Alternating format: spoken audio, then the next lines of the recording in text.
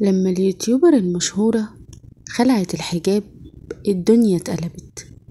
الكومنتات، العناوين، التحليلات، بس ولا حد سأل سؤال بسيط: هي وصلت للنقطة دي ازاي؟ الشهرة مش دايما حلوة زي ما شكلها بيقول. كل ترند بيسحب حتة من نفسك، وكل لايك بيخلي جواكي صوت يقولك عايزة أكتر. تبدأي تكرهي نفسك لما الأرقام تقل، وتحسي إن الحجاب بقى عبء مش اختيار.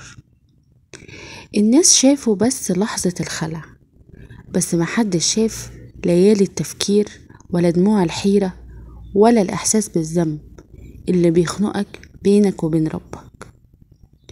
في فرق كبير بين واحدة خلعت حجابها تحدي وواحدة خلعته ضعف، بس في الحالتين محدش مننا ليه الحكم.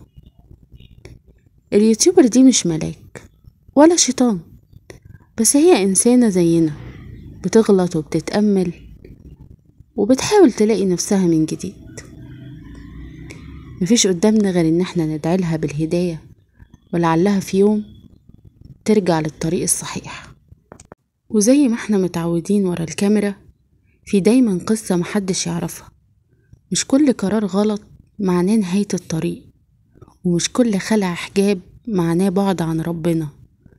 يمكن يكون بداية رحلة صدق بين الإنسان وربه، بعيد عن زحمة الجمهور والكومنتات. في النهاية خلف كل قرار في روح بتحاول تفهم نفسها، فبدل ما نحكم نسمع، لأن الحكم بيكسر لكن الفهم بيطبطب.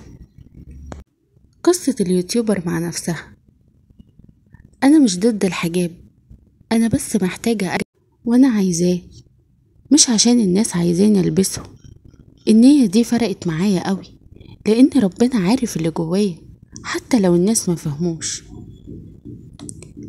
بس الناس هتتكلم وهيقولوا إنك اتغيرتي وإن الشهرة غيرتك. هما دايما هيتكلموا، بس المرة دي أنا مش هغلط واسمعهم أكتر من نفسي. يمكن أكون وقعت، بس أنا بحاول أرجع لنفسي، ساعدوني. أنا مش كنت عايزة أعمل كده، بس حسيت إن الحجاب بقى عبء عليا مش اختيار. كل مرة أطلع فيها الناس مش بتسمعني، بتبص على الطرحة، على اللبس، على كل تفصيلة إلا كلامي.